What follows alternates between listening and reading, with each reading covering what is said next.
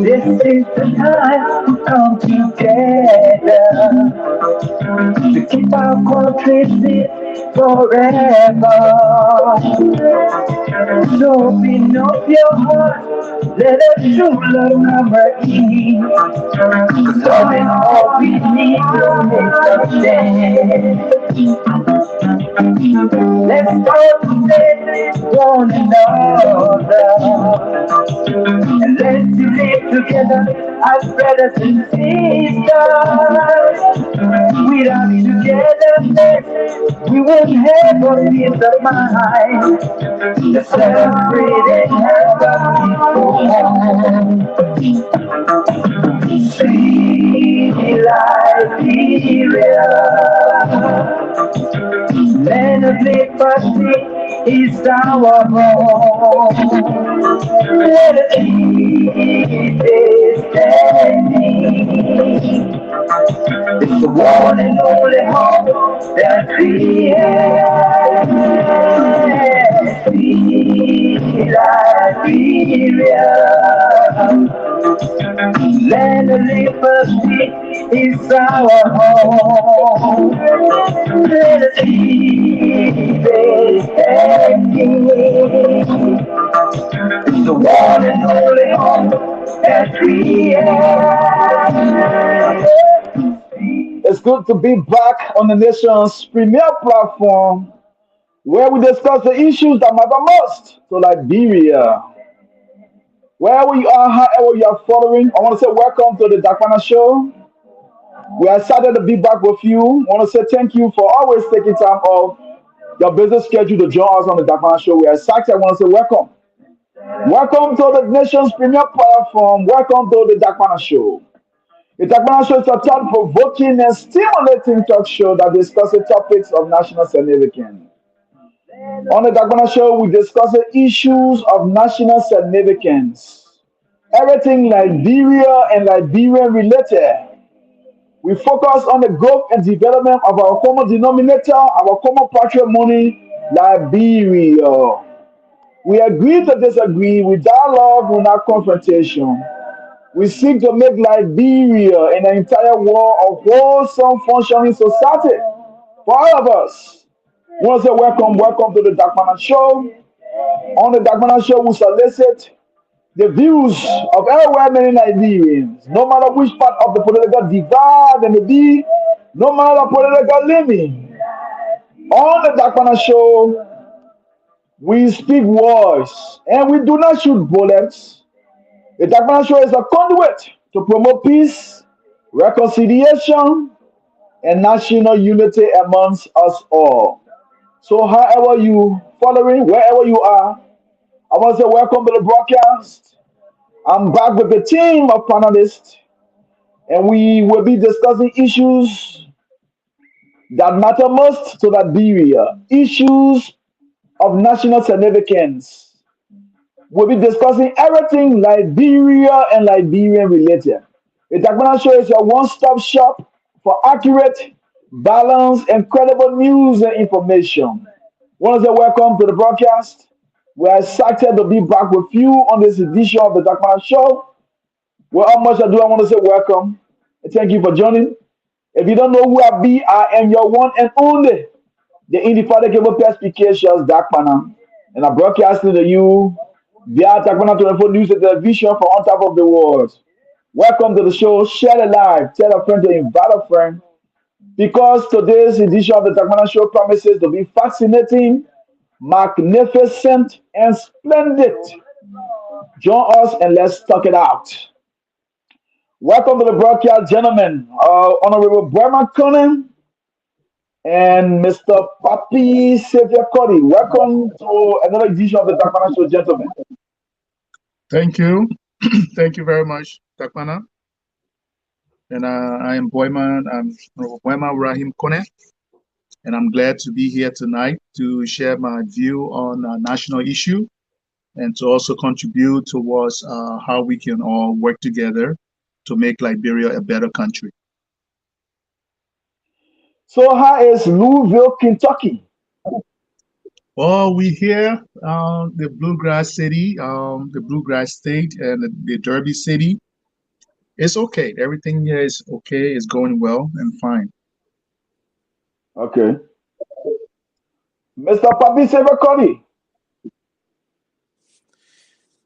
Yeah, good evening. Thank you very much. I'm here. Mhm. The name is Papi Xavier Colley. I'm here, and it's good to be back. Liberia is the only country that we have. You can have all of the tattoo, portfolio, whatever with the United States. You Mhm. have a home, and that home is Liberia. Thank you.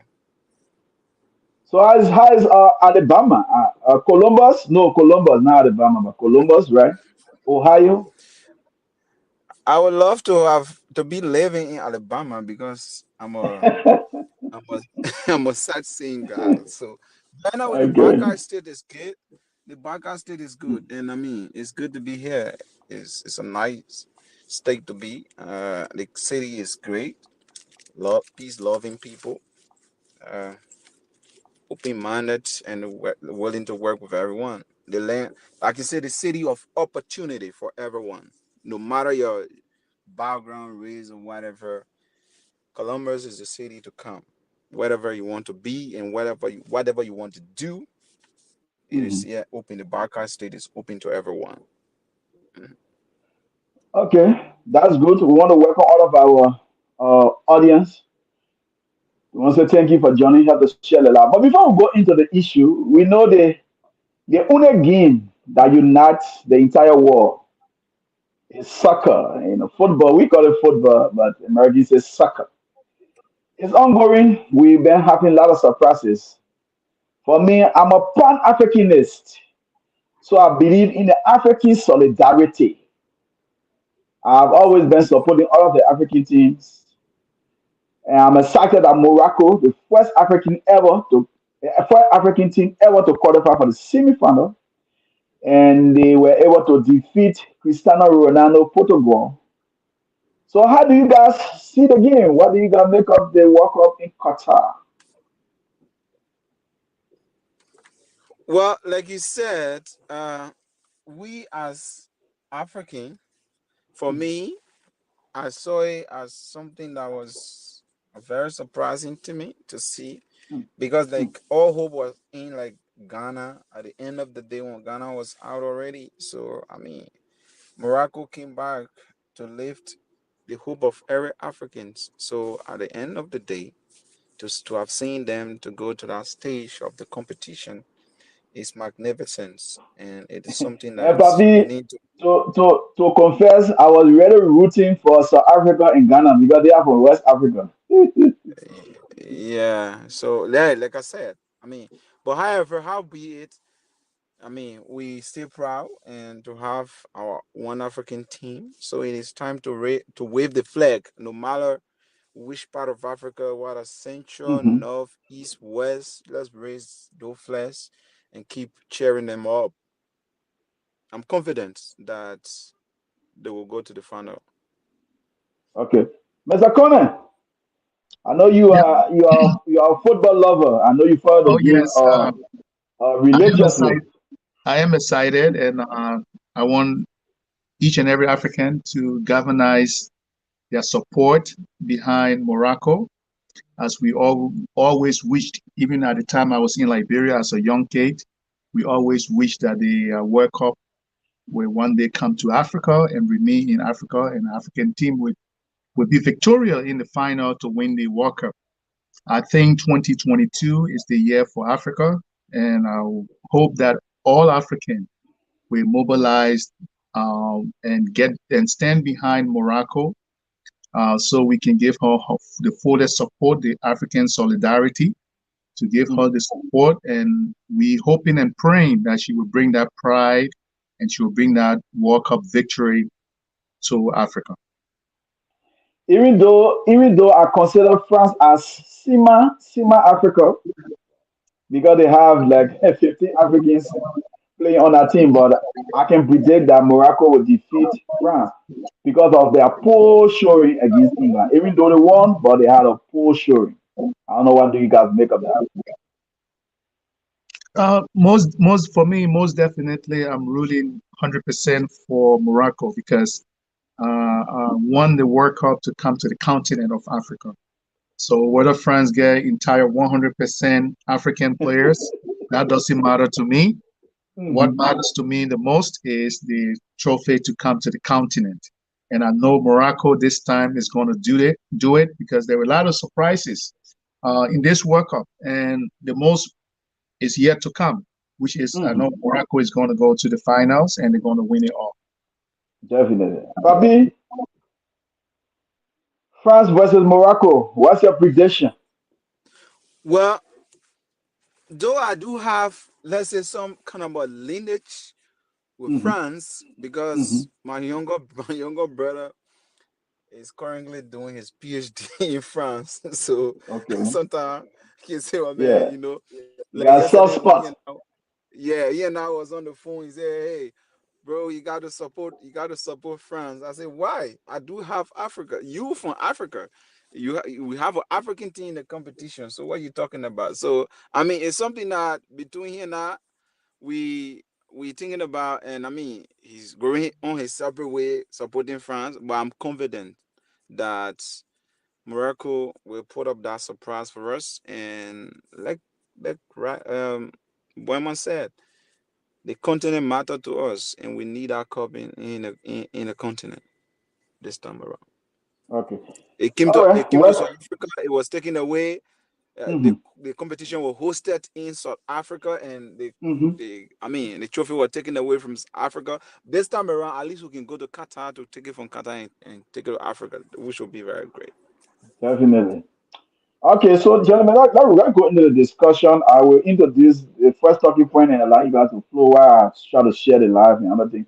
But President Weah is on his final leg of his 48 days visit or his 48 days stay out of the country. He's in the United States. I think he came here a few, I think, days ago. I'm understanding that he is here to participate in the U.S. Africa Summit.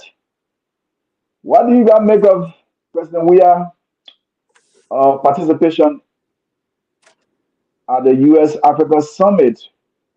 How do you guys see him being out of the country for 48 days? Now he's here. He came earlier. We understand that he'll be meeting with some Liberians, but we've been getting conflicting information that he'll be meeting with only sedition. Then later on, we got information that it's open to all Liberians. So, what's your take on President Weah final leg of visit all over the country? Well, if I would start for me, Mhm. I would throw this as a question: is this trip private, business, official, or quote unquote, as the Commissioner of Maritime post it, smart travel? Is it the continuation of his quote unquote smart travels? The Well, reason I asked that, I can't answer that because I'm not working with the executive mansion. all right. So I know you won't answer, but I just wanted to throw this out just before I start my Mhm. question, my how to call Mhm. it Maybe Grandma introduction. could help you to answer that. Well, Burma, can you answer that question for me? Well, I don't know the itinerary of the president visit, but what we all know of is of official visit by the invitation of the United States government for the American USA African Summit. So Which I and know, which I know, the president of Sierra Leone arrived this evening. This evening, all of other African leaders started arriving yesterday. But this president, the reason I asked the question, our president arrived 8 days ago. Oh, wow. 8 days ago. And somebody come to lecture me that in fact the president is here, he's meeting with business leaders, he's meeting with other institutions. I have only been able to verify one photo that the president 8 days ago. One photo. The reason I say so, because in the first place, we wish the president well. We all speculated that the president was traveling with over 51, let's say 51 persons on his delegation. At a certain point of the travels, some people did enter, they returned to the country. Some people pick up from Liberia yesterday, or day before yesterday, or the day before. Some people started arriving sooner. We saw some transfer. I see that Isaac Ye is now the new deputy chief of mission at the Liberian embassy, because there is no senior person at the Liberian embassy in Washington. So they had to transfer But Mr. Isaac the Ye. ambassador was confirmed, Papi. He has not taken office as we speak. So they had to transfer Mr. Isaac Ye from Paris as minister counselor, as deputy chief of mission, to be able to set some agenda, because he's already in the international cycle, which is good. But my question and my observation about the entire trip, we saw that the Ministry of Information, the minister who is the principal head and the official spokesperson of the government, as well as the president office, that you have the press secretary, with all of the long leg of travel, the press secretary has never been on any of those trips. What is going on? What is going on? Smith Tobe did the 48 days rounds. At one leg, he was in Paris, stationed in Paris, and the president went to his football extravaganza at the World Cup to support his son, for which myself I can do. And following that, he returned. Smith Tobe is now back in the United States with the president. And then, where we expected the official spokesperson of the Ministry of Information, that is Mr. Lejeho Rennie, is not on the trip, but rather the president brought in on the trip the Deputy Minister for Technical Services at the Ministry of Information, Waka Fofana. And then at the Liberia Broadcasting System, the president also brought in 3 officials: the Director General, the Deputy for Administration, as well as the Deputy for Rural Broadcasting. What are their functions? What are they coming to do to the Africa-US Summit? Is it a normal walkable for the president that he just decided to include his quote-unquote people who glorify him or who adore him? But I mean, Papi, one may say that, well, the president will be participating in this summit. This is a US Africa summit, and you need the state or broadcaster to give a I coverage. agree. So those I guys from agree. ELBC, they are only I here agree. to I provide agree. coverage so that the entire The nation entire, can know what is happening I, in America I here as it agree. relates to the president's visit. I agree. You have the board chair for ELBC is the Minister of Information. The Director General, if you want to tell me that, or if you want to convince me on that, the Director General should have traveled with the Executive Mansion reporter or the Executive Mansion correspondent to come at a US Africa summit. If you want to tell me that, what is the function of the Executive Mansion reporter? This is how travels are shuffled. As I learned, we have 2 independent journalists that travel with the president on this trip, which is laudable. One, Oliver Kine, quote unquote, Though other people say is super. His Freedom FM is another arm of government propaganda machinery, which I agree. Well, that's a private run radio station, so you Mr. cannot. Simpson is deputy to NSA, bro. Leave that. Yeah, but it's I a agree private with you. run. If they decide to I support the agree. government, that's fine. But they are private run radio station. I agree. Mhm. On our trip, I also saw a reporter or journalist from Frontish Africa, Jera, which is laudable. So let it tell Chekonina. us. Yeah, let it tell us the barrage of officials that they brought on this trip. What are their functions?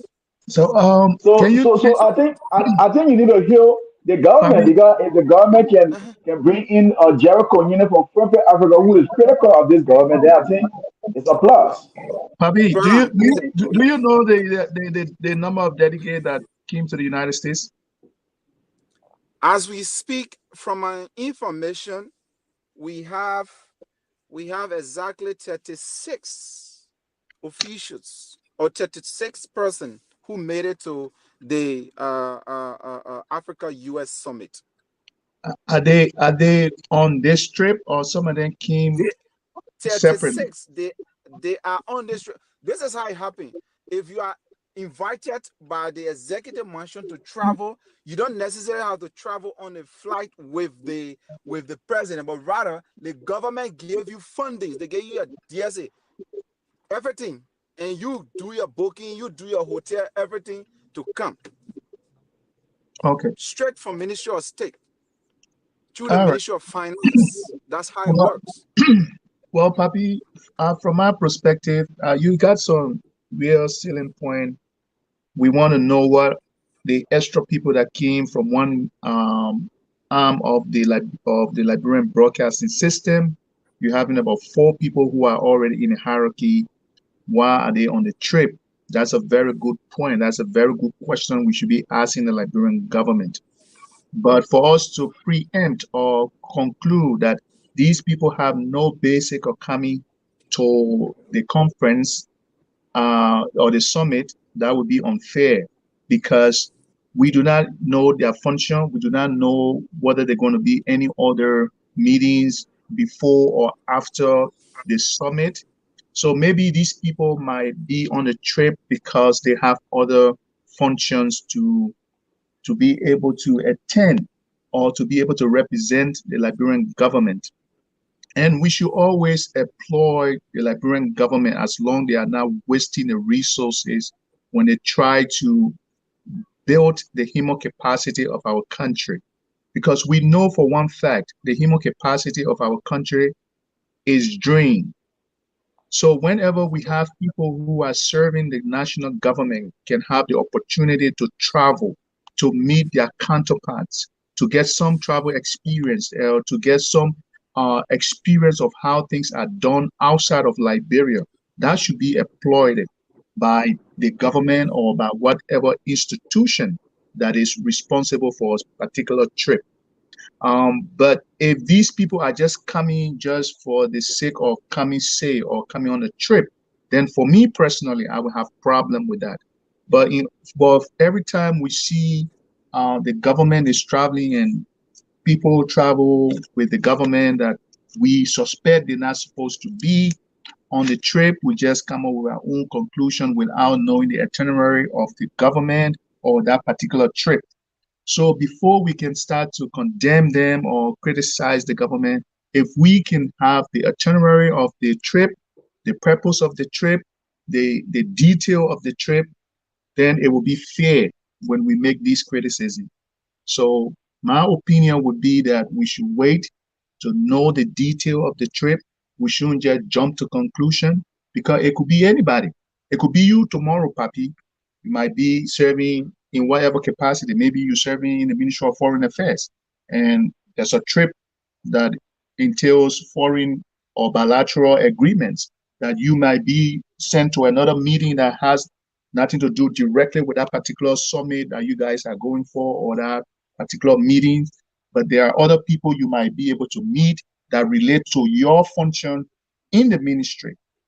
And that will help you too, because you'll be able to network because the world we live in today has to do with networking.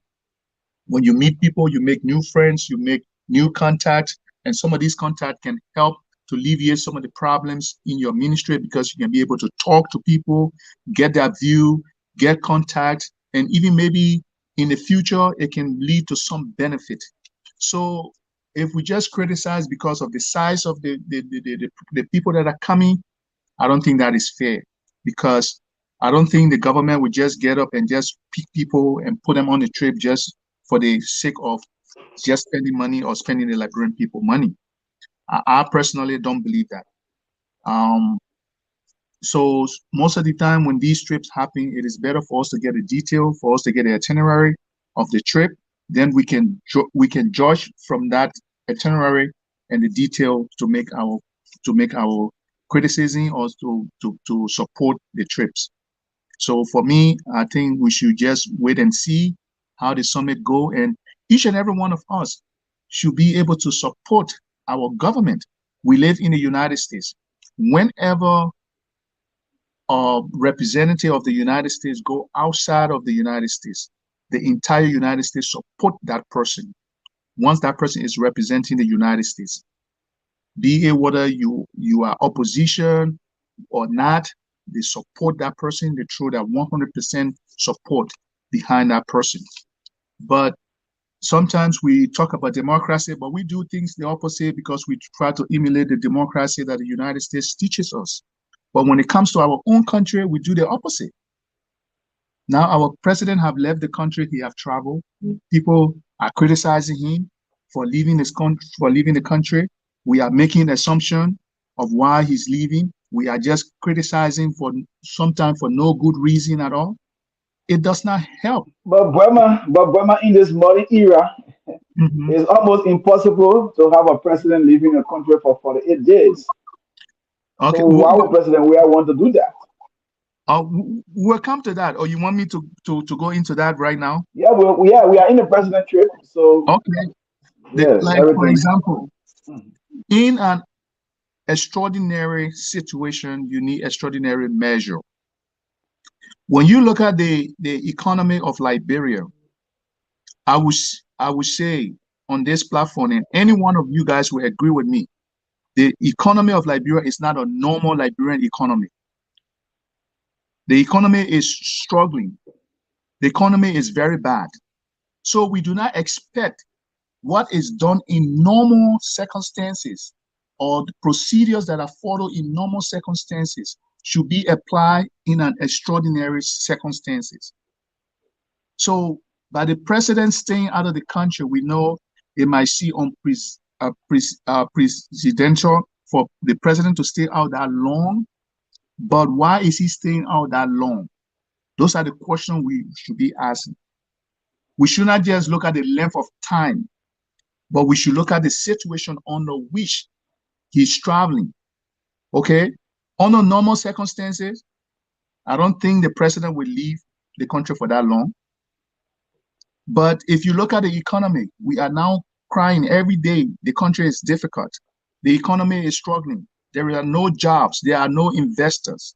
So you don't expect this president to behave like any other Liberian president because the economy that he has, the situation in the country that are currently existing with the high unemployment, with the less investors, and we are trying to attract investors, he will have to do the extraordinary.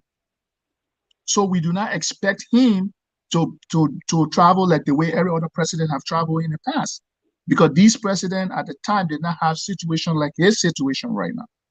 So these are things that we have to look at. Does it But violate the Burma, Constitution? If it violates the Constitution, then it becomes a problem. But if it does not, Burma, we are in a modern era uh-huh, where you can even sit on your laptop or your phone, your computer, uh-huh. and have meetings and have discussion. So, No, President does Dakpannah, President Weah needs to leave the country for 48 days before investors come to Liberia, before people send support. You can just sit on your laptop, on your phone, Dakpannah, on your no. In computers, and person, just engage with in partners. person is different. In person is different from virtual. In person is quite different because there are things you would talk in person that you cannot talk virtual. There are contact. There are way in which when you interact with person, in person relationship is quite different from virtual relationship. Like now, you and myself, we know one another on the screen virtually for almost 4 years now. Mm-hmm. But when we get to meet personally and interact, that interaction will be quite different from what we've been doing all these years.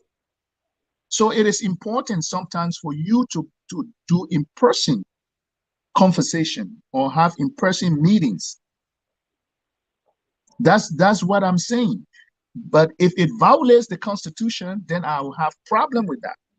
But if it doesn't violate the I don't Constitution, know. I don't know if Papi, Mr. Corner, I don't know if Papi can help with this, but I understand that there's a law. There's a uh-huh. law that the president or government officials cannot leave the country for more than 7 days. You can't stay out of the country for more than 7 days. I heard people Okay, saying that. Even if yeah, I go and say it, but I don't know how I true know. is it. It's a rating. It's a rating. It's a rating. I would say, what's the term I want to use for it?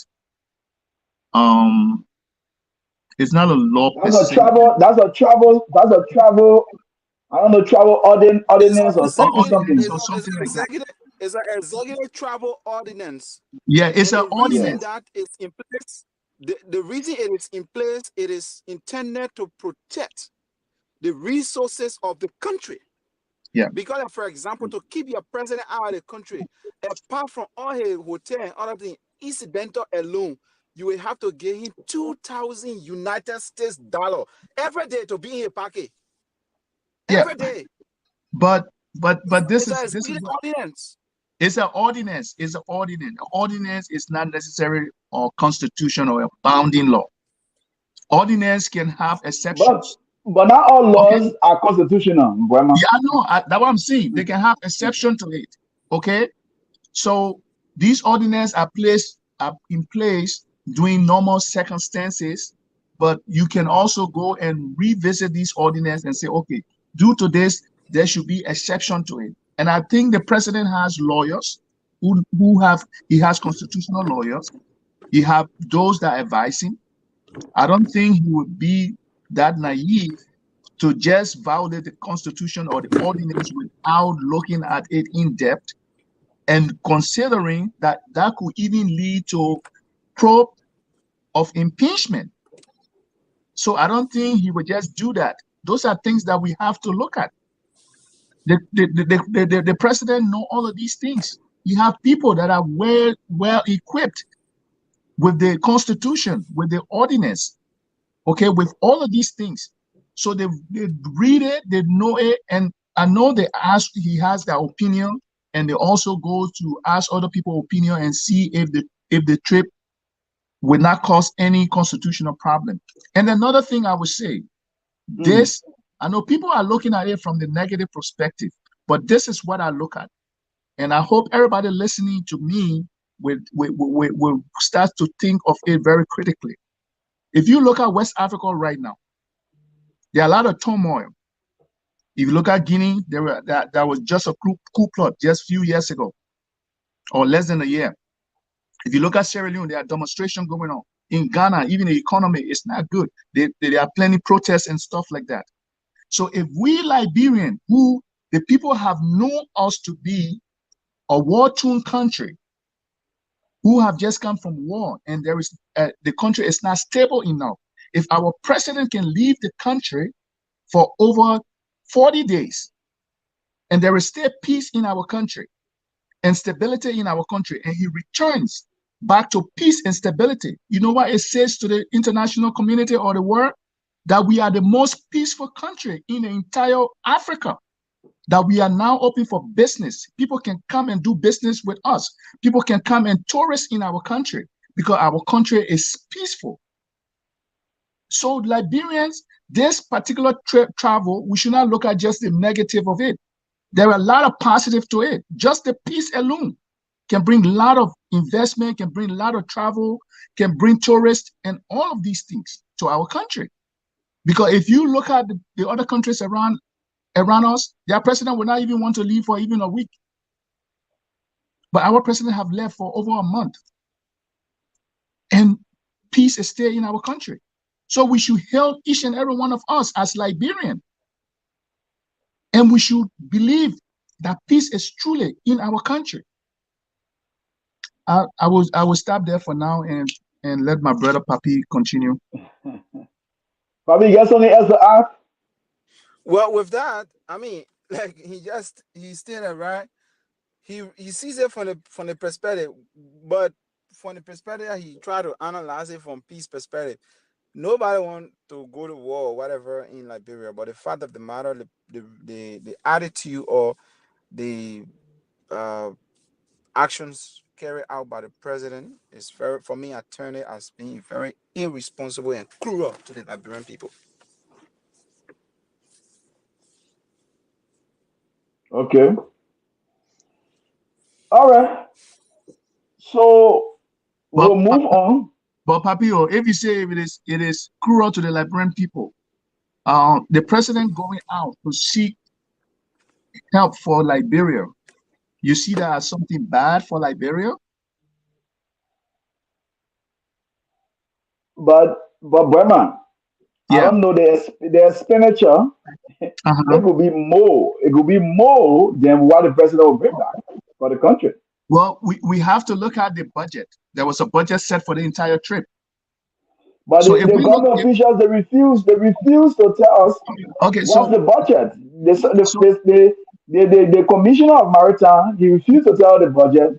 The former minister came on a talk show, he refused to tell the mhm, budget. So how will we okay, know how much the trip is all about? What's the budget for the trip? They are not telling us. so and that is where we should look. The budget was set. And I don't think, if I'm wrong, you can correct me, Dakpannah. Did the president go back and ask for additional budget for his trip, for the extension of the trip? We already don't know because they didn't tell us nothing. We don't Okay, know. We so don't know these are what is in the things. budget. So these are things that we should be concerned about. Okay. We got If, information that the president, we got information from uh-huh. an unreliable from an unreliable source that the president sent the commissioner of maritime Eugene Nangwe back into the country on a private jet to collect some money to take back because he got So stranded. so the money he came to collect, that is not accountable. He would just go and collect money and take it at all. It's not budget. It's not budgeted. but that's what we were told. So that's the reason why they should have come up and told us what is in the budget. But Dakpannah, you are a journalist. You should do diligence That's why I to said be able unreliable source. to be able to get to Mhm. some of these things and get some sources about the president's travel. We should not just do it based on speculations, because and that is why your show is an informative show to inform the Liberian people, to inform our viewing audience and our listening audience that these are the things, these are the facts that we have. We should not just base everything on speculations.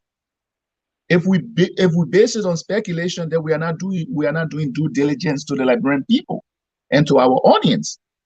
So if somebody said Eugene Nangme went back to Liberia to collect money to bring it, that money, the money just not sitting somewhere where you just go take money from Liberia, from the Liberian people coffers, and just one person got control over it and just take it. So are they saying to me now that the president have control over the entire monetary affairs of the country? But you know, Anytime he's the head of the country. He can get any order, he can get any instruction, and it happens. But you don't know African leaders. oh, Mm. Dakpannah, we all know leaders have behaved in a certain way. We know that, especially when it comes to the African leaders, but we should not just base our information on this kind of speculation. Okay, it is not because somebody always being abusive to other people, and you think when you interact with that person will be abusive to you. Okay, that does not Mm. mean that the person will be the same way they are to you, like the way they are to other people. So if presidents in the past have been doing that, and there are some evidence of it, it doesn't mean necessarily that this president is doing it. And people say the man came for money and just take the money back. I mean, to me, there's budget. The president has a budget, an annual budget, okay? And all the different ministry have their budget. They have travel budget and all of those things. And now, what I'm seeing on this show tonight is if there are problems, if it violates any monetary laws, or if it violates the Constitution, or it violates any ordinance, I will want the Liberian people to know from the president or his team or whosoever is in charge why it happened. And that is where now the national legislature will have to have oversight. They should also perform their duty. They should not hand all of their power or authority to the executive. That's why they have the committees, different committees on oversight. What are they doing? So why are we paying the legislatures for? They are there to do due diligence for we, the Liberian people. So if we're not getting this information, they should demand it for us and then be able to feed us with this information through their panel of investigation. Okay. All right. So let's move on. I think we have sufficient discussion on that. Let's move on now to uh, former Vice President Joseph Yuma Buaka was spotted in Nigeria riding a private jet. There have been huge condemnation about him riding a private jet because many times supporters, even Buaka himself, condemn President Weah for riding private jet. Now he's riding private, he's flying private jet. But people are saying that well, Buaka is a private citizen, so he can do anything he wants because he's not on taxpayer money.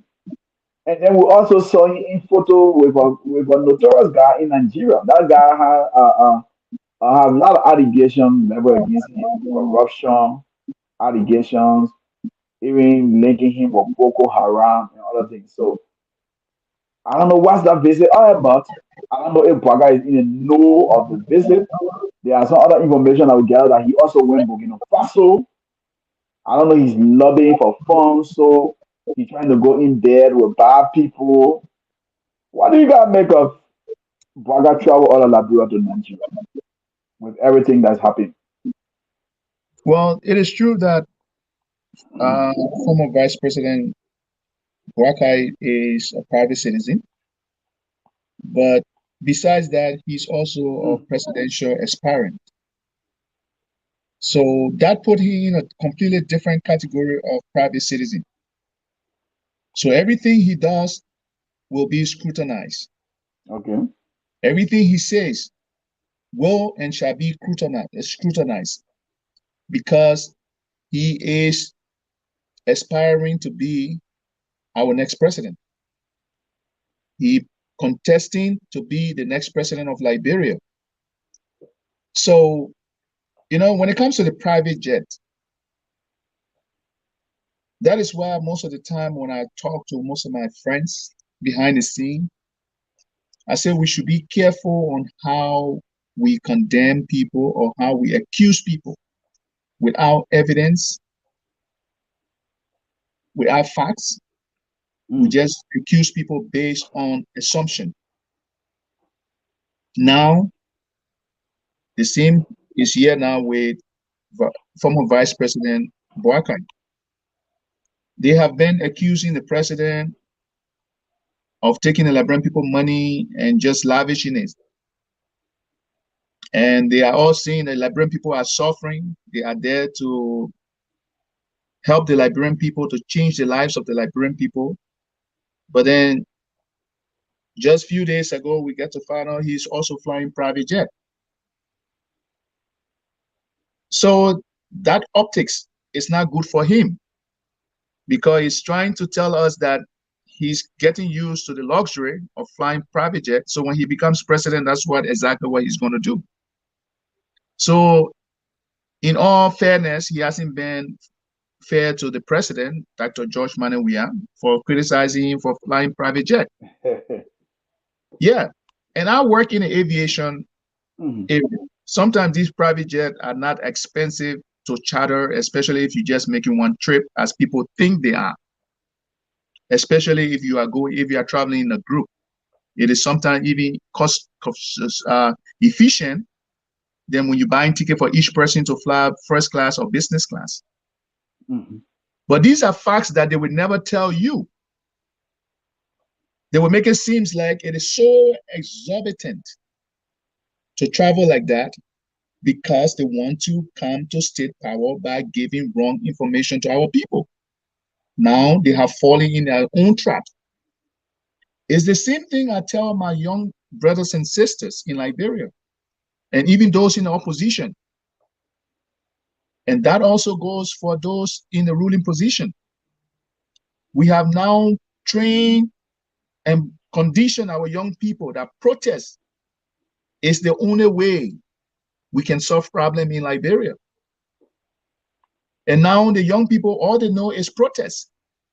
But what we have failed to know and observe and take account of, our country just came from a brutal civil war. Most people have not been rehabilitated. But then we continue to teach the young people that violence is the only way. We do not talk about dialogue. We do not encourage dialogue in our country. We do not encourage rally. Everything is protest. So where is dialogue? Where is negotiation? Where is rally? We skip all of these three things and we go straight to protest. And now when you train, they say train a child in a way that he will grow so that when he is old, he will not depart. And most of the opposition, most of the political parties, when they are in the opposition, they train their young so-called militants to be radical towards the ruling party. But these same people you are training to be radical, when you get there and you don't perform to their expectation, they will become radical towards you as well. And this is where most political parties forget. So for me, I do not support any kind of wrong ideas or wrong indoctrination of our young people. And I hope our young people in Liberia are listening to this evening, to me, those in America and those in Liberia this early morning, that do not allow anybody to use you for their own personal gain to go out and protest. If somebody says you should go and protest, ask them to bring their family along to join that protest. Let the family be ahead of you. Then they are zero for the protest. If anybody wants to pay you to go stand in the street, do not go stand in the street for $5. But Burma is not wrong. It's not wrong for people to protest. People, that's the only way people can express their grievances. Yeah, but so what is wrong about protesting? During the days of man, we saw sedition. They were protesting day and night. Dakpannah, rain and shine, they were protesting. It was not wrong yesterday. Why should it be wrong today? Dakpannah, yeah, it was wrong then if they did it under the false pretext. It is wrong today if they are doing it on a false pretext. That's what I'm saying. I'm not saying protest is wrong. But what do you consider as false? What do you consider as false pretense? Okay, let's take for example, the people, the Liberian, like the June 7th. What was the team? What was the team of that protest?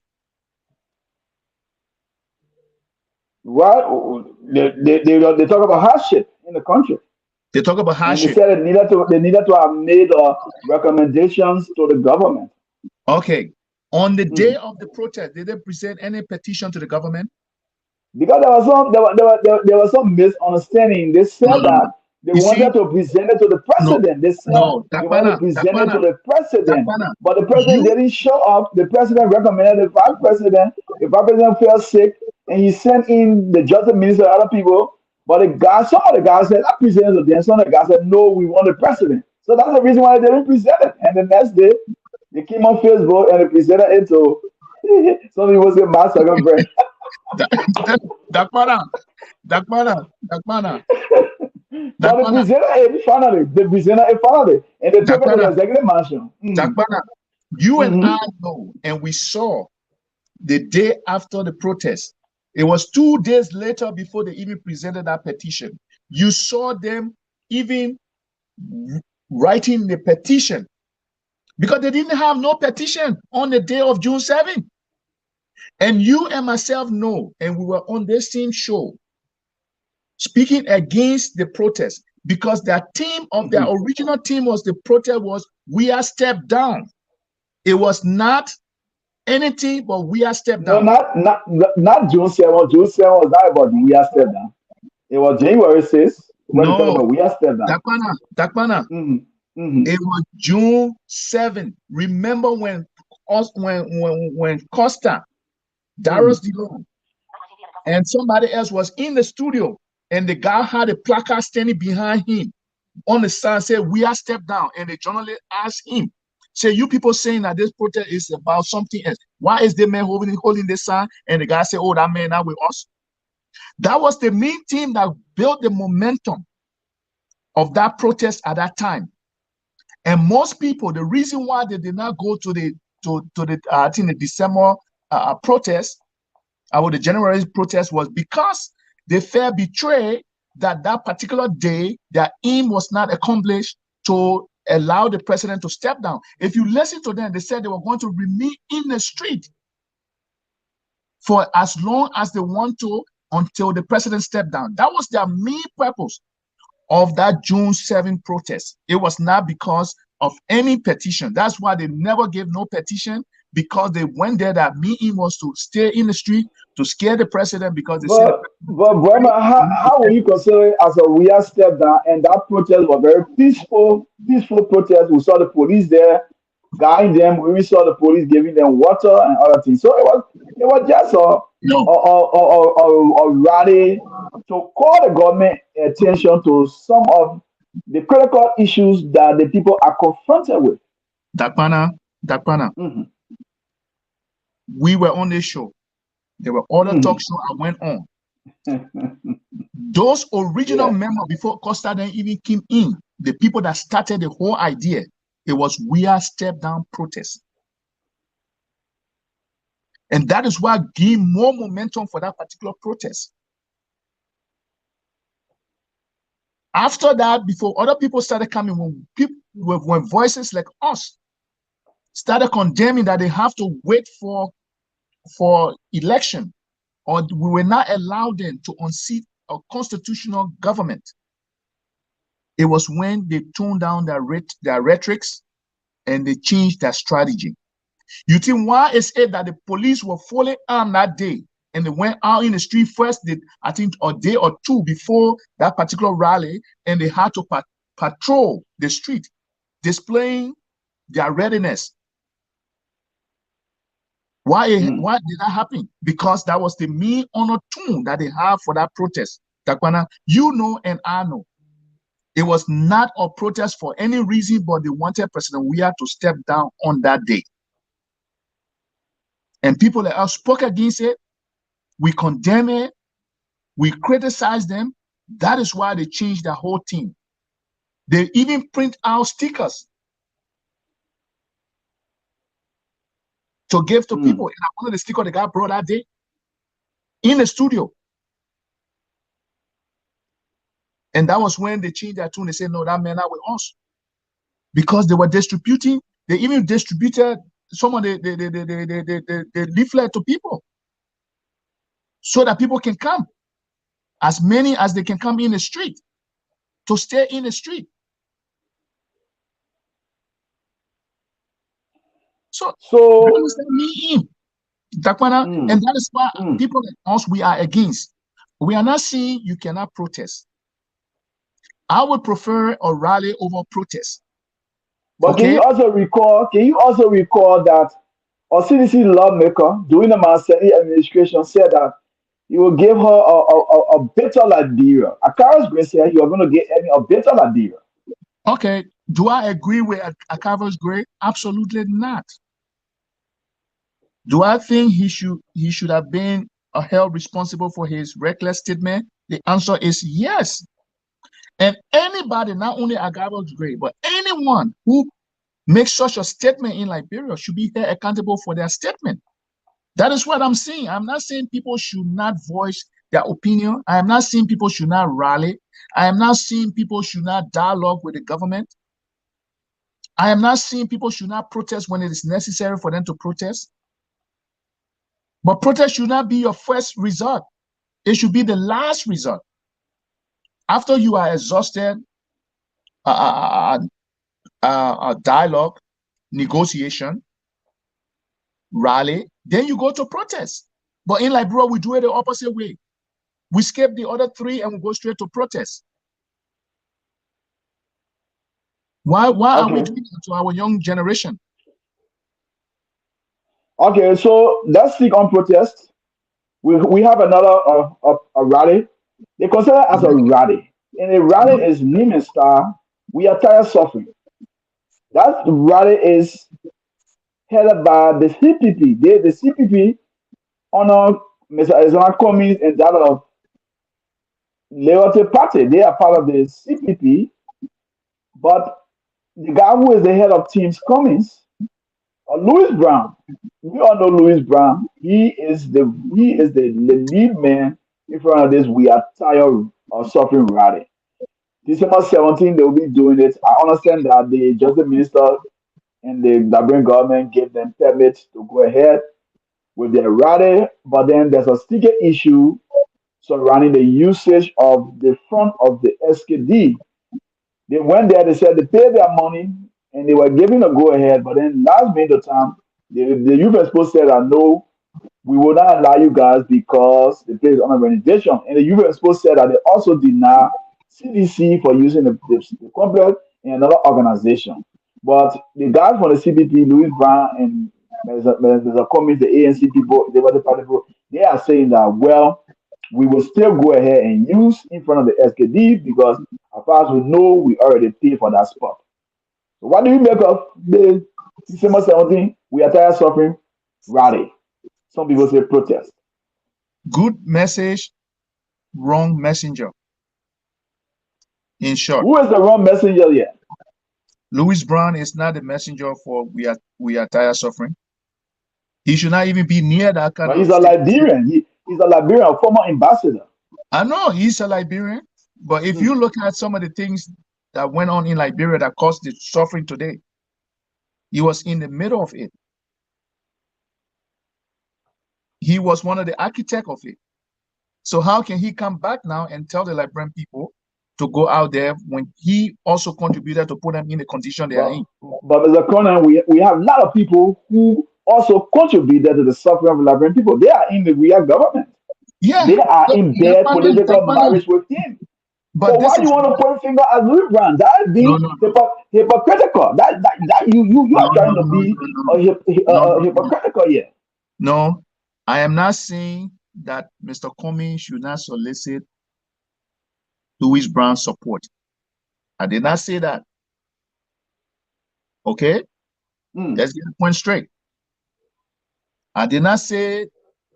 But you say that Louis Brown shouldn't be the face of this entire suffering. Yes, I am saying to you, Dakpannah, I am saying to you and the audience, even the CDC is married to MPFL, which became MPP, and now it's in a coalition. I know that for a fact. Every Liberian knows that for a fact. So I am not accusing Mr. Cummings for going to solicit Louis Brown. So why should you have fun with Louis Brown being the face of the protest? If Mr. Cummings think Louis Brown can help his election, that's up to him. But what I'm saying, the messenger of that message should not be Louis Brown, because he is part of the root architect. He is architect of the problem that the Liberian people are now faced with. How can he come and tell the Liberian people without any remorse, first of all, apologize to the Liberian people for causing them to get into the situation, and then come and say you want to blame other people? Because by he coming and say the Liberian people tired suffering, he's blaming the current government. And the current government were not there when they started the whole thing. President Weah was not president when he, Louis Brown, and the rest, they started the whole problem in Liberia. That is my point I'm making. Mm. So that is what I'm saying. He's a Liberian. He has right. If he wanted to go to the rally, he can go there. But the rally is now considered null and void because those who they put in charge, who are the mouthpiece, they have already voided the rally because they will not send no good message to the people. Excuse me. Even the international community will not give no validation to that particular rally because the people who are telling it, the spokesman, is part of the problem. He But caused there's the same spokesman, Mr. Conan. There's the same man that served as Minister of Information. He was the chief spokesman of the entire country. He also came to the United Nations and represented Liberia. Okay, was it the right team? Was it the right team? So those days have gone by. We are in a Okay. new era. Okay, so We have reconciled. So why should we be pointing Dakpannah, finger at people for their past? Dakpannah, what I'm saying here, you just listed two things. He came and served as information minister. Was it a good thing for whoever was president at that time to make him information minister? I believe that was not the right thing for them to do. He came to the United States and worked in the UN. Was it the right decision that that president made? I believe that was one of the wrong decisions the president made and the wrong choice. That is what I'm saying. So for him to come after they made all of these mistakes, made him information minister, made him ambassador, and then turn around again and come the third time again and make him more peace for people who are suffering. These are all mistakes they have made, and they continue to make the same mistake. That's all I'm saying here. I am not saying before when he represented as information minister, that was a right decision or right choice. That was a wrong choice. I would not have made that choice. Right now, would I put him in front of the rally? No, I will put him in the back of the rally. Or even if he's going to rally people, I will send him in the back to play low key. He can rally people because he's a well-known Liberian. He's a permanent Liberian. He's an influential Liberian. He can use his influence in different areas, but not to be the mouthpiece. That's what I'm saying, Dakpannah. I am not saying he's not a Liberian. And I want to use this time also to let the ruling party, which is the Coalition for Democratic Change, to not overlook his influence.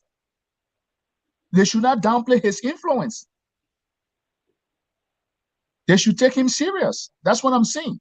But is he serious for the message he's portraying right now? No, he's not the right person for that message.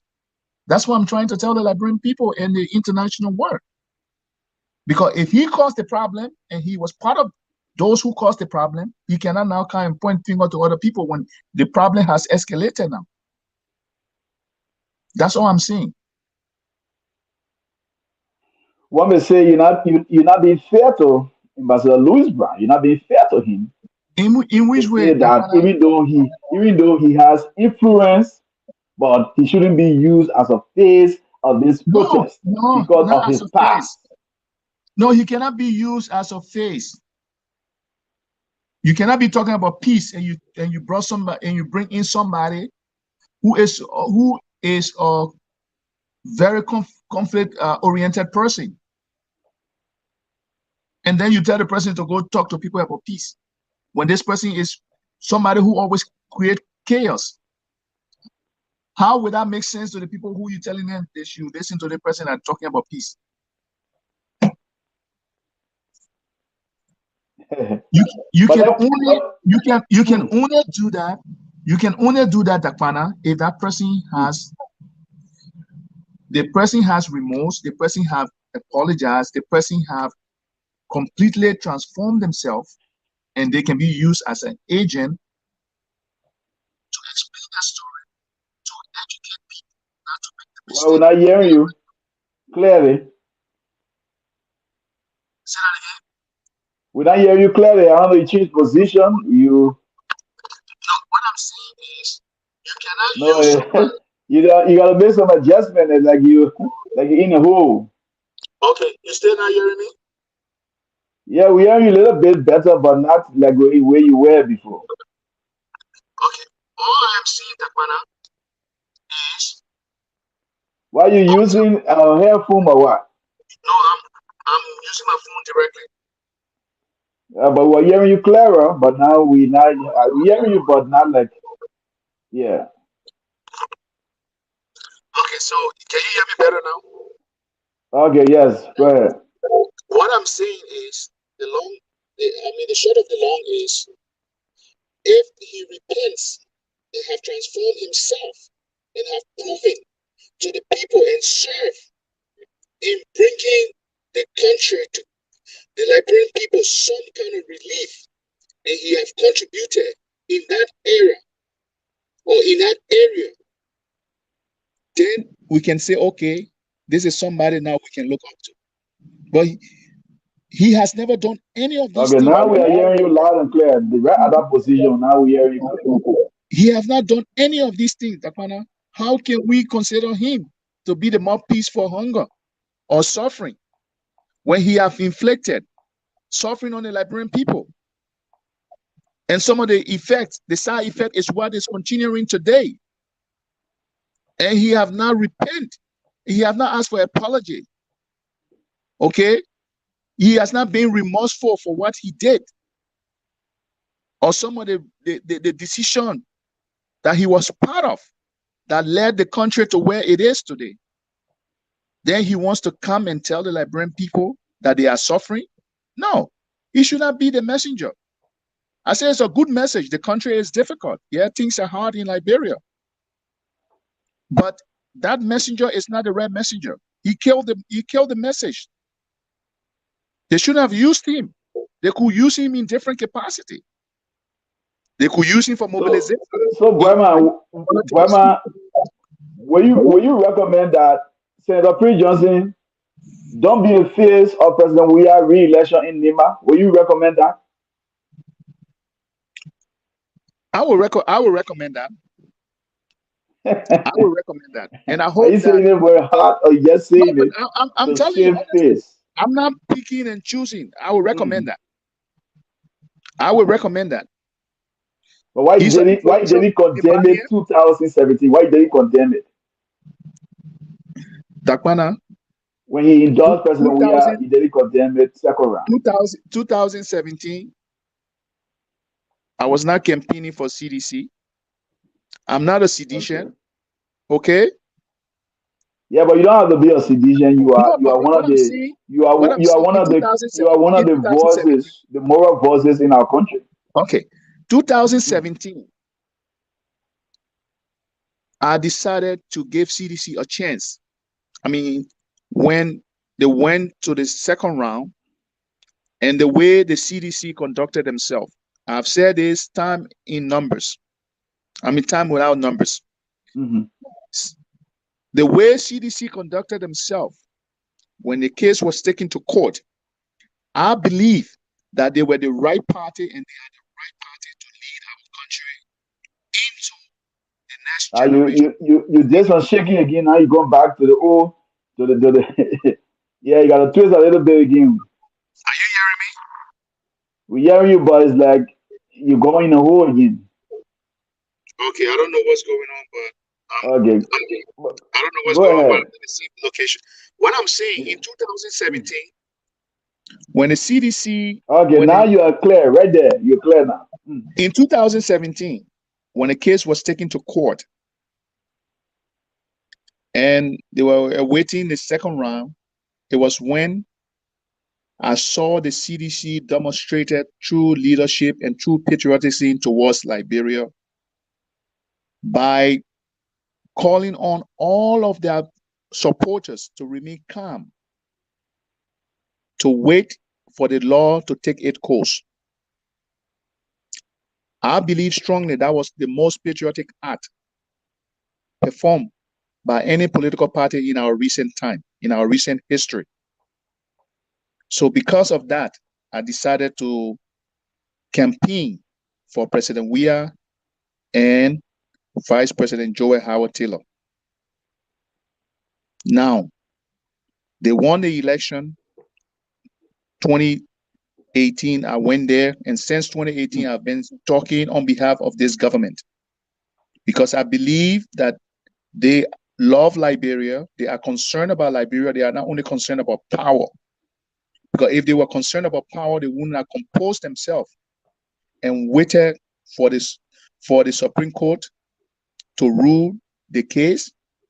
Because we all know, as we hear, I was not in Liberia at the time. In 2005, it is still Roman that President Weah won that election, and it was taken away from him. 2011, he won the first round. And I believe with those kind of political history in Africa, now I'm not talking about uniquely to Liberia, in Africa, no other political party would have seen their victory in sight and people tell them to wait, and they would have been calm and collective like the CDC did.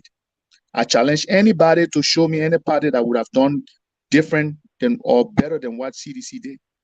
So that alone, because of my patriotism towards my country, I believe that it aligned with my patriotism.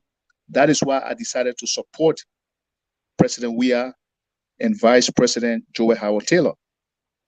And ever since, I've been pleading to the Liberian people to continue to support them so that they can do better things or great things for our country. And I believe their leadership can and will do great and better things for Liberia.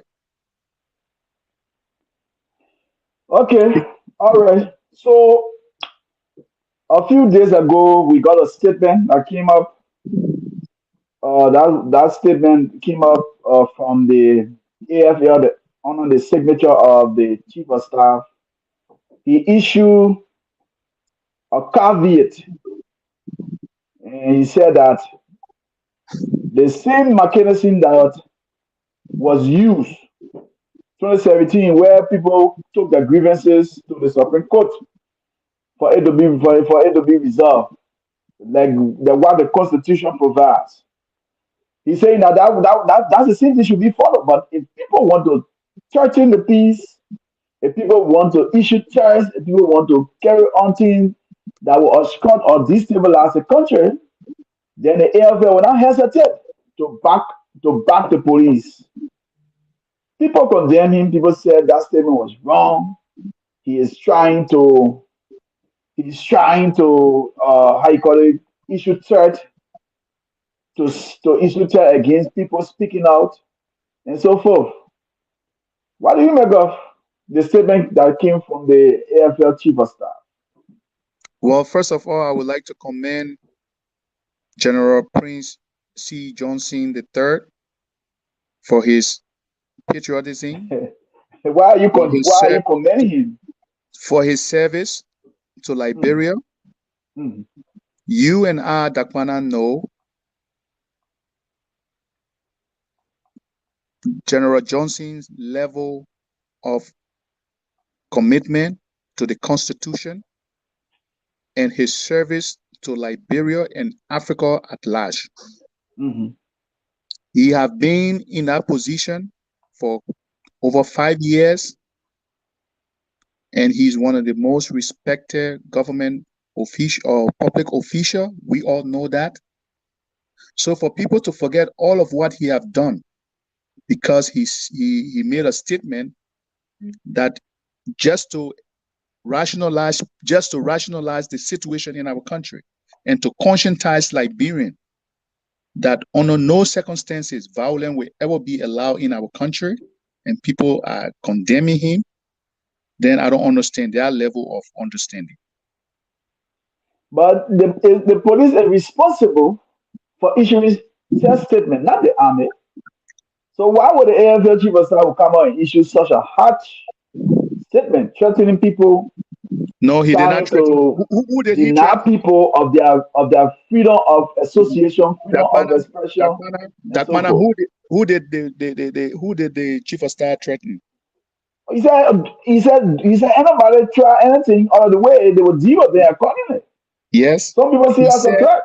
No, we should not take bit and pieces of his statement.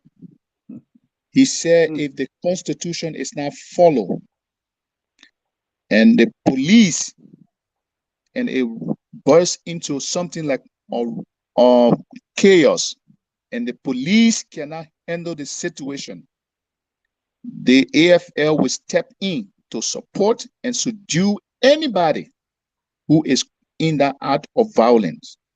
That is not a threat. It is conscientizing people. It is not a threat. If you know you are not going to do something wrong outside the Constitution, why will you be worried? Dakpannah, I am here. I'm not a criminal. If I am about to go to Liberia and the government of Liberia issue a statement, say any criminal come in this country, you will be jailed for your lifetime and with hard labor. Why should I be worried about that statement? It will not even concern me. I will not even worry about that statement because it has nothing to do with me, because it is not part of my character. But if I am a criminal, then I'll become worried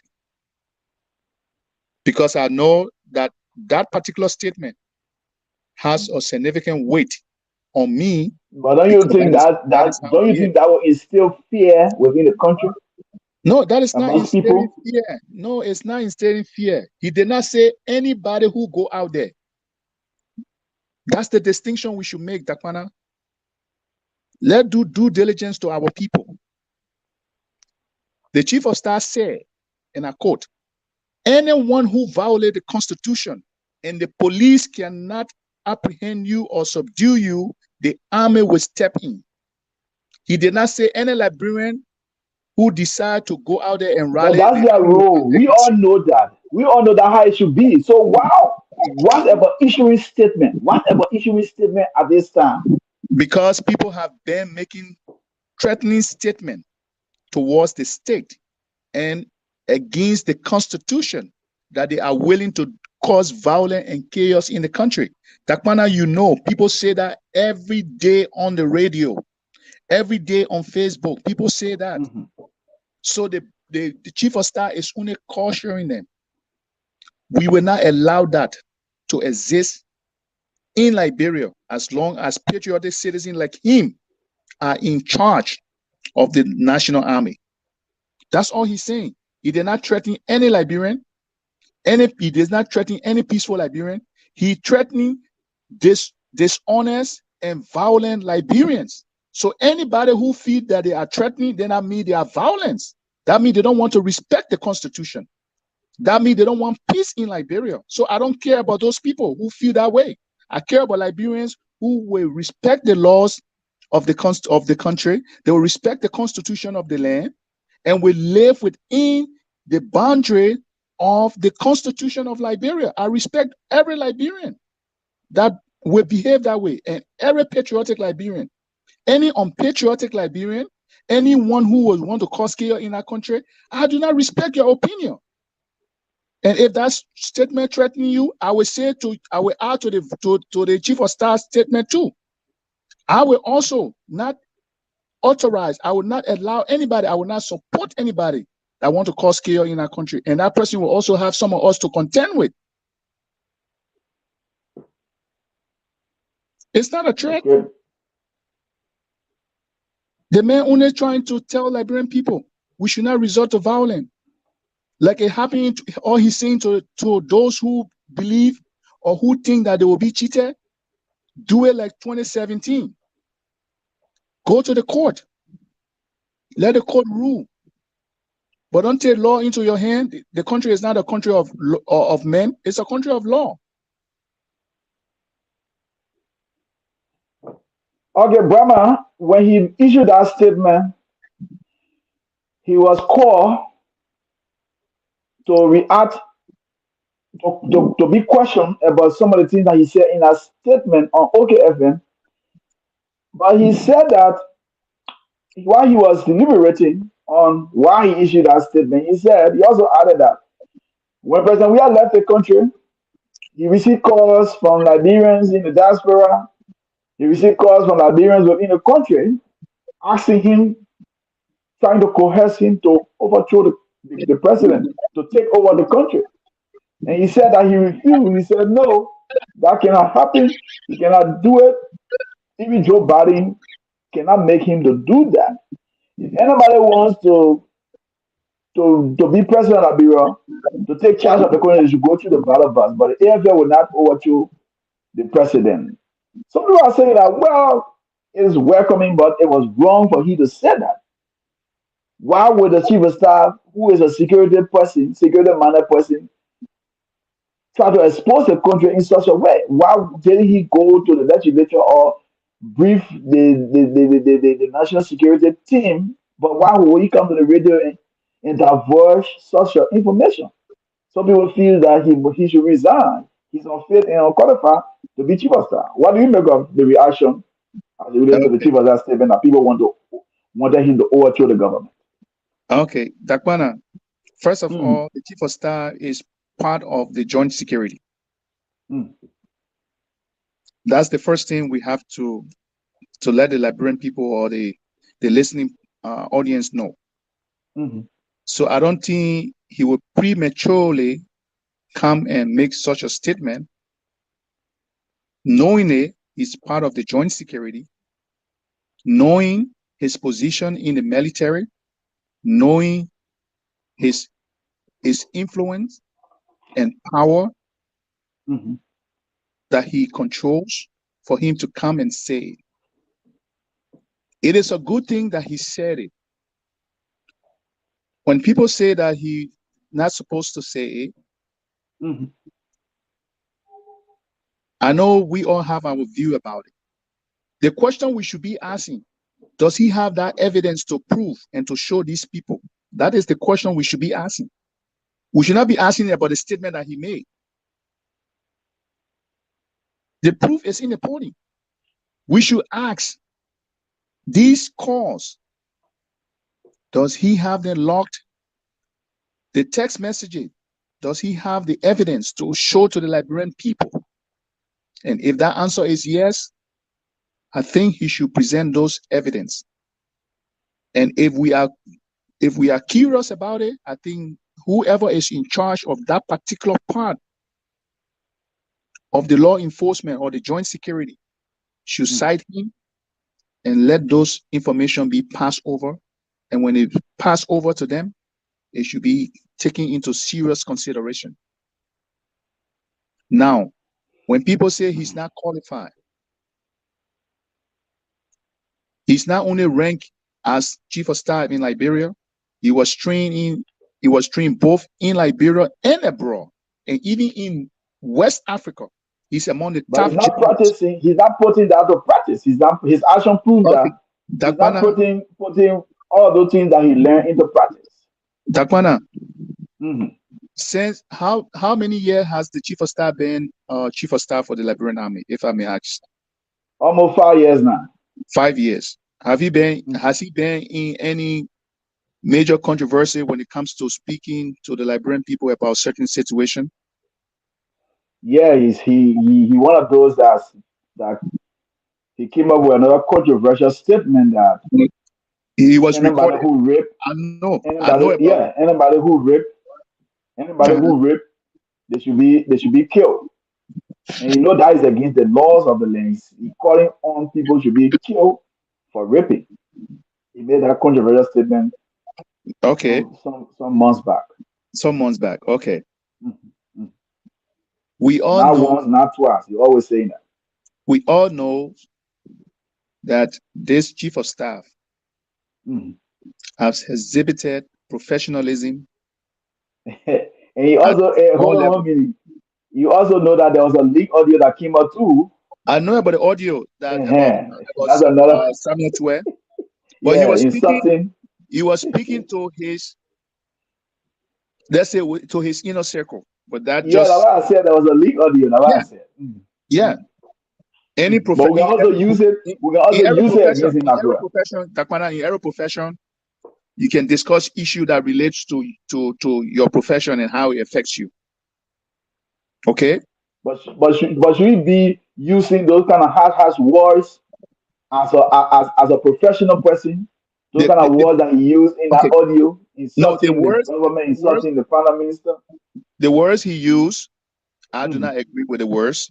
Just like Okay. I tell some of my panelists on this program that we should Hmm. be careful with our words that we use. Okay, but speaking to his colleagues or his subordinate and expressing their frustration and or his frustration, I don't think it was unprofessional.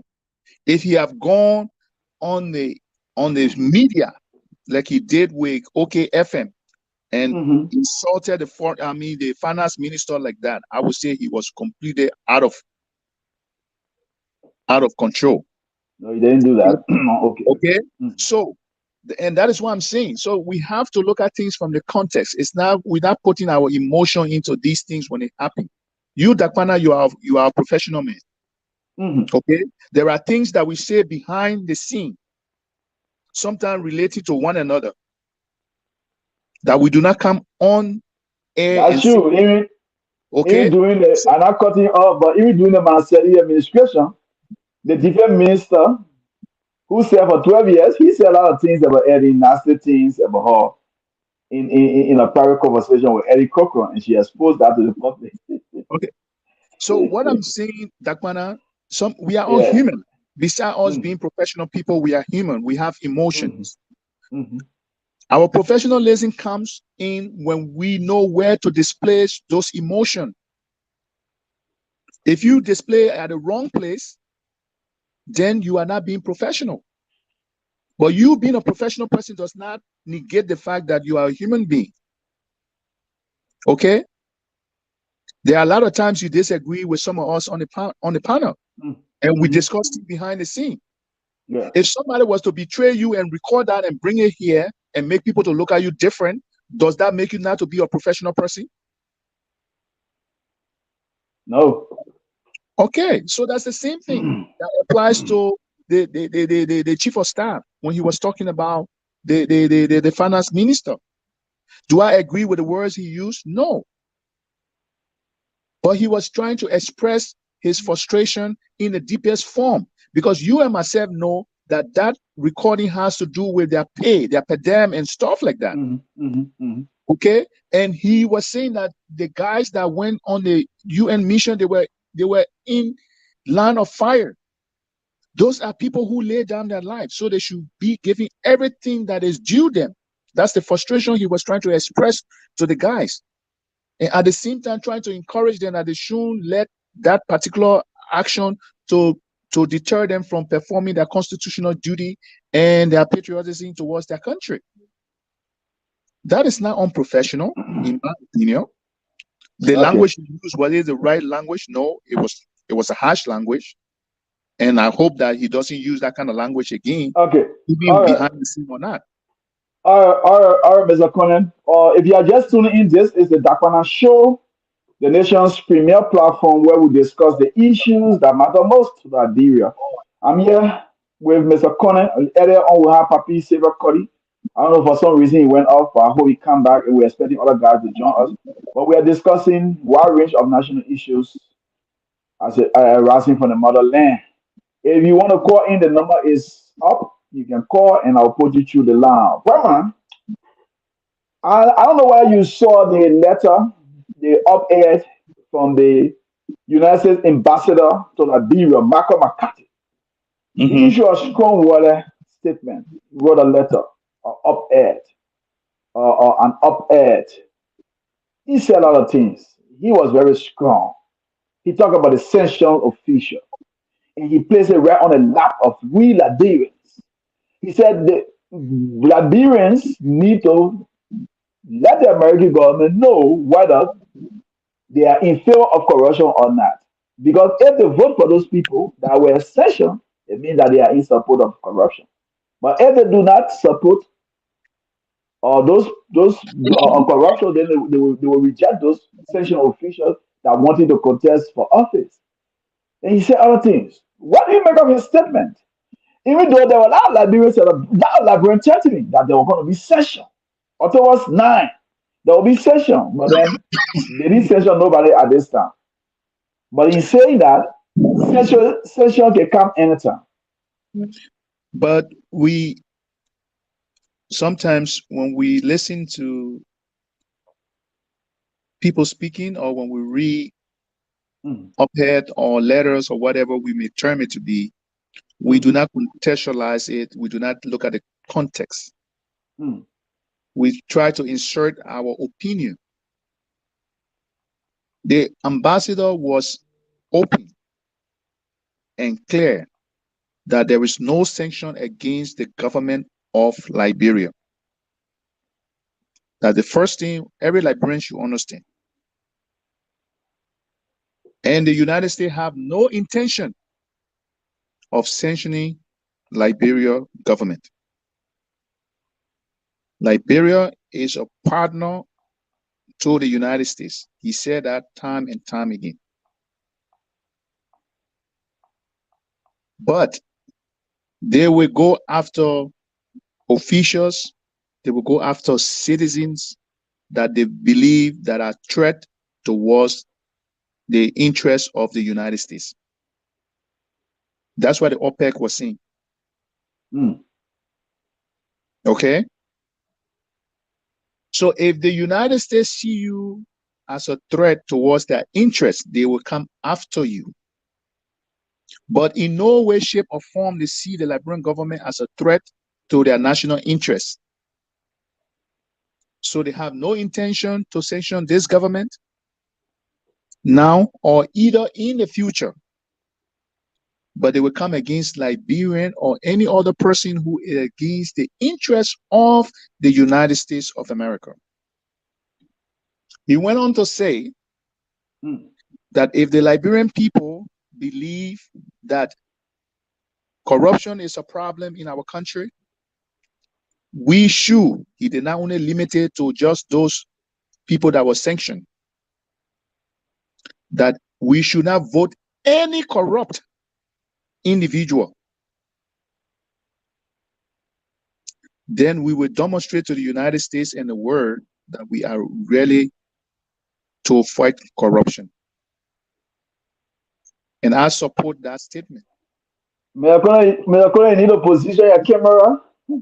Yeah, because yeah, people say that I see you, so you need to position your camera properly. Oh, no, my camera, they want to see my face. My camera not on. Oh, yeah, they say that I see you. Okay. Yeah, Fidel Joey said we're not seeing the guest. Yeah, so I'm not a guest, but I am yeah, yeah, he's not a guest, he's a panelist. one of the But I guess panelists. they want to see you too. They want to see Oh, you. all right. They want to see But honor what they who's want to the see me, honorable boy McConnell. so what they want to see me is say I'm making uh, points that they don't agree with or they agree with. Okay. And back to the okay. As I said, I I see. support. I see. We got a foreign guest on this platform here making argument statement here, but anyway,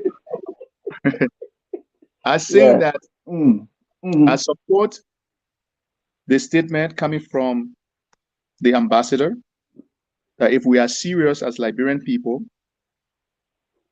for the fight against corruption, we must and we have to show by not electing leaders that are corrupt, so they do not go and goes into the Liberian people coffers and pocket our resources for their personal gain.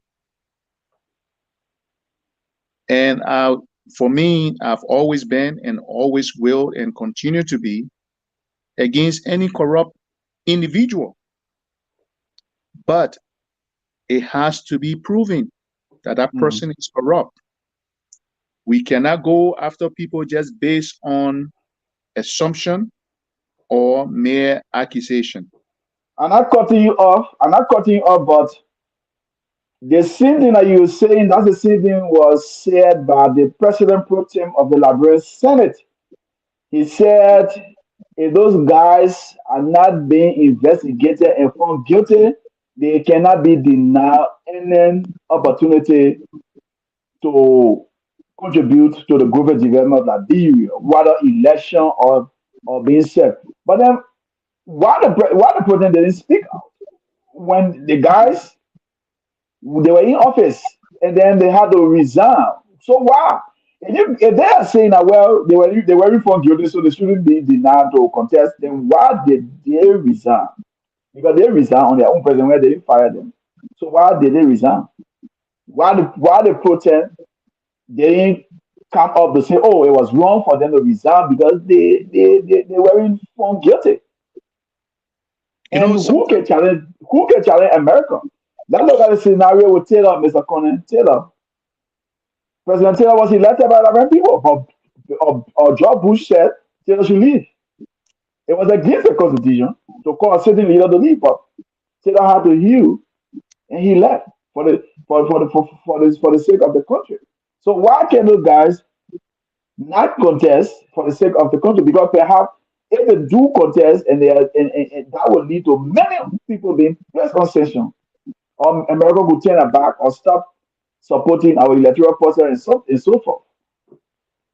well, as I said the last time, and I will say it Mm, tonight, if I were any of the three individual or individuals that was sanctioned, I would not have taken part in elected um any election, or I will just play low on any public office as of now until whatever allegation is against me can be clear and the air is clear and people can re-entrust me with authority or public office. Because perception is very important. mhm, And when you hold certain position as a public figure, your role, if it affects that particular office that you owe the perception or accusation, it is always good for you to step aside. It was the right thing for them to step aside so that they do not entangle the government with the controversy that was surrounding them. mm, And I think they should have continued in that same manner, not to run for any public office, not to in further entangle whichever county or whichever district they are running for with the controversy. mm. Because it's like leaving one problem and creating another problem. They have stepped aside from the government. Now they are going to the various counties, and that same controversy is going to follow them to those counties. So are they saying to us that they are willing to raise their counties or their district with this problem? That is the question they should be asking themselves. Because the controversy is still surrounding them. So I think it is a premature decision by each and every one of them who wants to run for public office or elected office at this time. I don't think this election is the best time for them to put their hat into the race. Mm. I think they should step aside from their various counties and clear their counties of those controversy, or the various district that they want to run in, they should clear that district of those controversy. That would be my personal advice, and that's my personal opinion. Okay. All right. So we are gradually winding down. We're on this edition of the show, and we want to say thanks to all of you guys that are following Seattle Thompson, Patrick Kayasi, Emma Coleman, Fidel Joey, and the rest of the folks. We want to say thanks for following.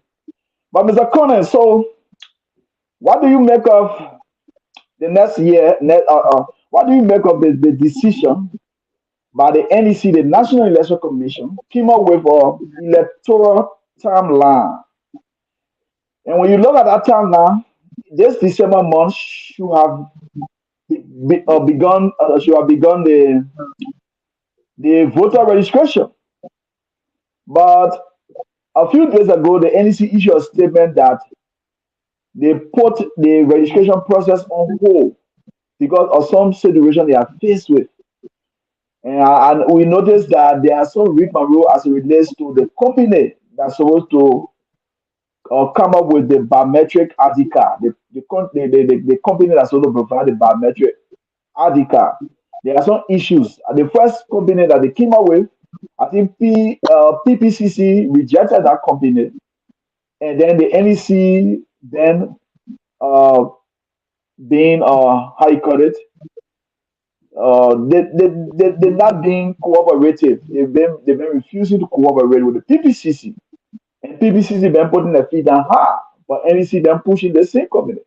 But then we don't know what is happening with her about a new company. So we really don't know what's the problem with the whole company that responsible for the biometric ID card.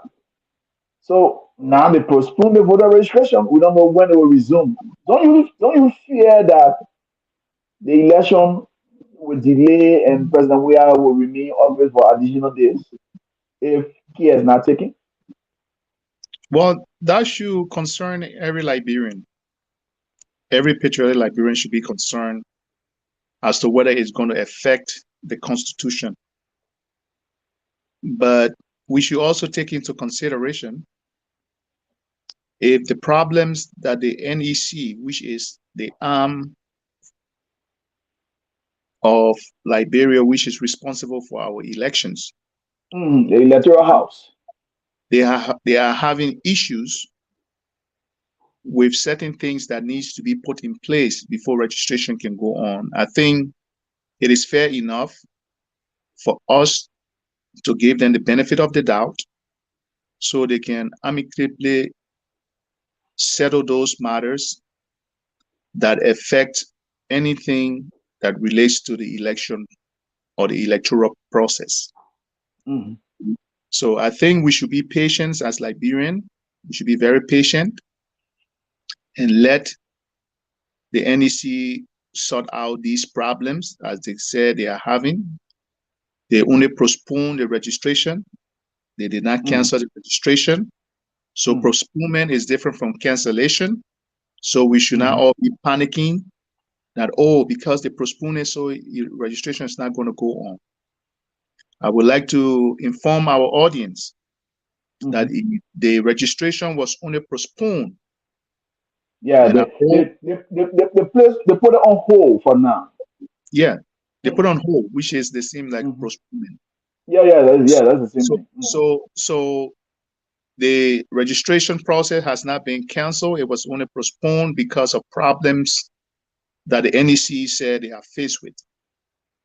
And I hope that we as Liberians will understand that and give them the benefit of the doubt so that they can iron out these problems and be able to make sure that our electoral process, the registration process, is done free, fair, and transparent.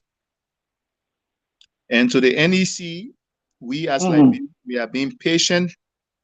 We'll be patient with you, but you should double up your effort to make sure that the Constitution of Liberia is not affected when it comes to the election laws, that no candidate in this coming election will not serve 1 hour after their expiration time.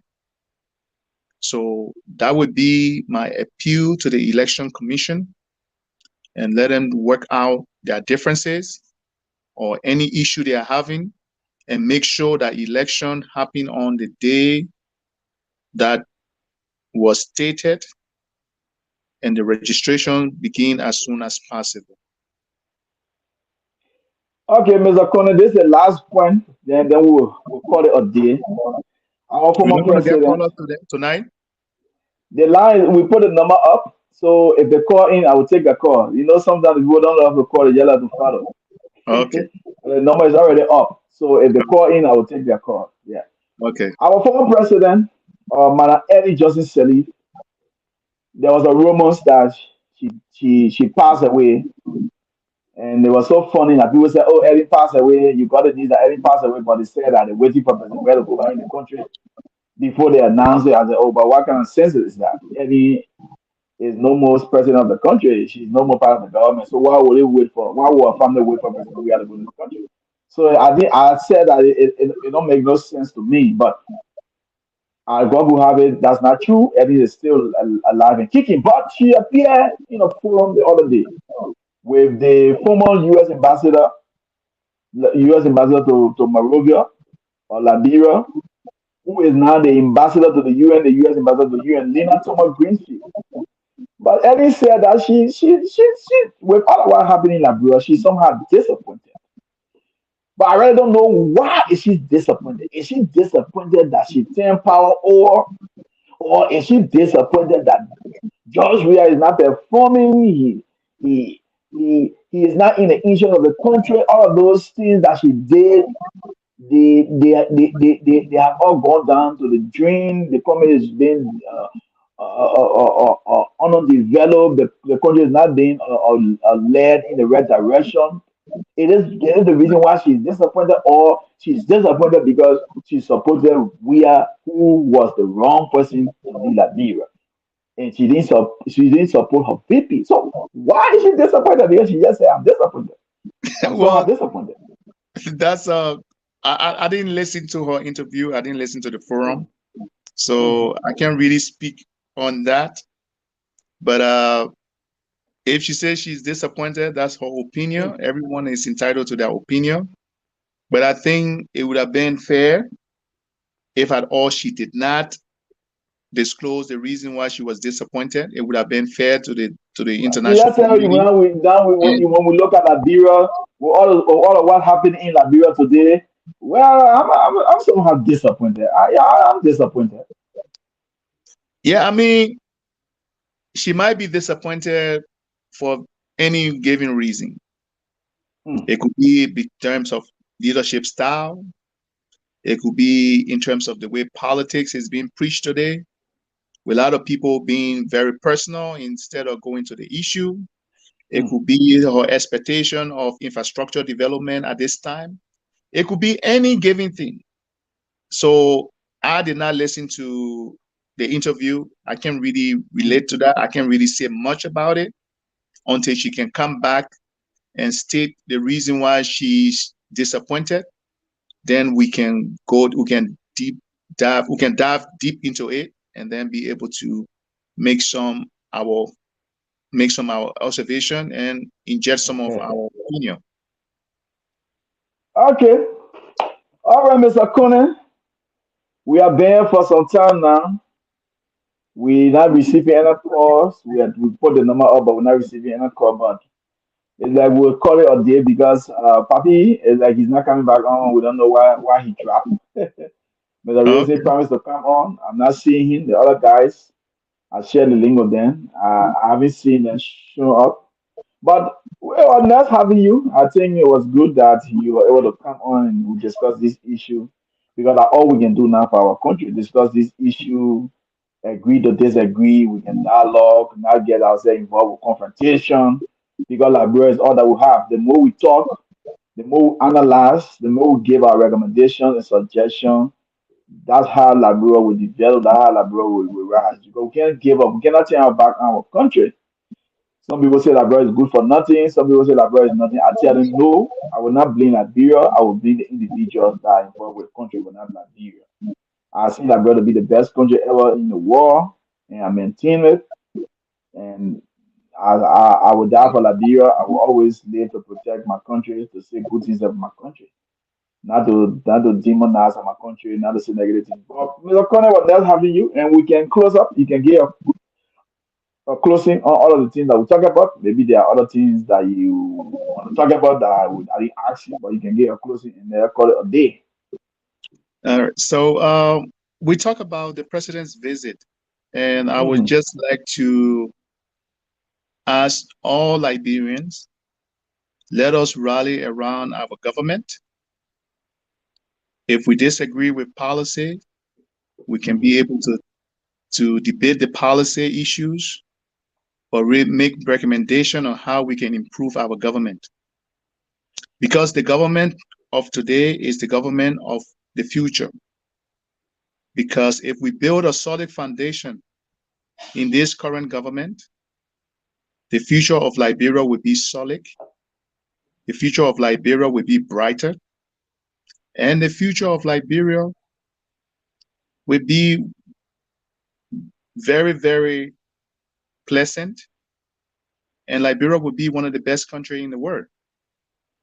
If we continue to denigrate our country, we'll be scaring away investors, we'll be driving away tourists, we'll be driving away anybody interest into our country, or even we as Liberians.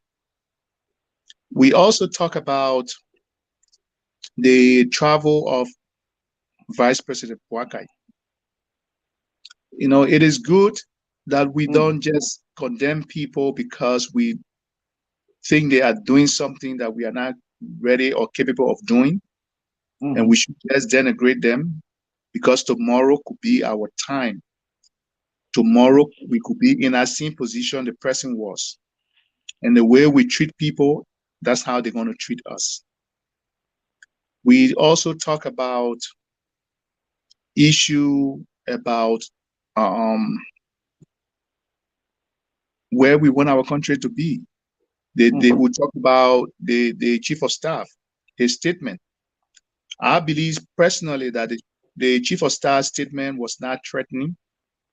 It was just conscientizing the Liberian people.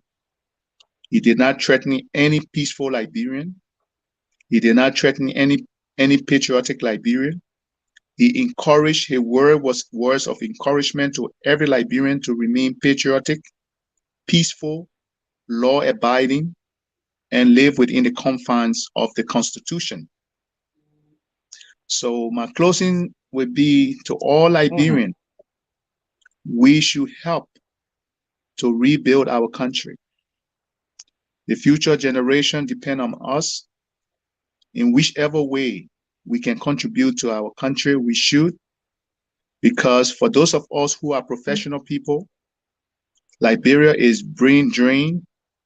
We can go back to Liberia and set up workshops or community lecture with our people to teach them some of those professional skills, some of those professional ethics, and anything that one can do to make Liberia better than what it was yesterday would be mhm, highly welcome.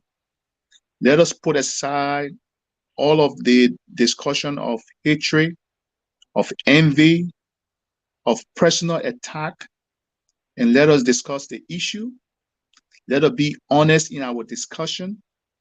But one thing that matters the most, we should remain patriotic and nationalistic to our country, Mama Liberia. And I want to say mhm, thanks to all of our audience, and most especially thanks to you, Dakpannah, for giving me the opportunity to speak to the Liberian people and to the mhm. world. Yeah, it was nice having you on as always. Being one of the senior analysts on the Dakpannah Show. Oh, we are excited to always have you on when time permits you. We will always be here. Normally, we come on every Sunday. We are here, but sometimes during the week, if we have a special edition, we come on. But also, you can catch me on the political roster. If you want to follow the political roster, we do it differently on the political roster. And on the Independent Give Up Perspicacious classifications that on page. You will see me there with the program roster during the week at times. But I want to say thanks to all of you guys that follow. Please, people, we do serious business on the platform. If you love Liberia, it's about time that you guys pay key attention to these kind of platform. These platforms that are sending the right message across. These platforms that opening the corridor for us to discuss, interact, agree to disagree, put country first, not to be dismissive of each other, not to be insulting one another. We'll notice that Liberian people, you guys love to follow this kind of platform that where you get drama. We don't do drama here. We discuss the issue. So we supposed to be get more views. We don't know why you guys are not taking advantage of the opportunity of providing you guys. So that tomorrow we'll leave the earlier, we'll say, oh man, hey man, Dakpannah man, at the time you want praise Dakpannah, you want praise Boy McConnell, you want praise the other guys, then we won't be able to hear it. So you need to support us by coming on so that we all can discuss like be real, let's be patriotic for once and stop being negative. Let's focus on the positive aspect of our country and stop being negative always. So we'll be back again another time. Want to say thanks to all of you guys. Mr. Connor, thank you. I really appreciate you for coming on. Thank you. Thank you very much, sir. All right, so before I go, let me say thanks to all of you once again, once more, and we'll see you guys another time. Thank you. Thank you. All right.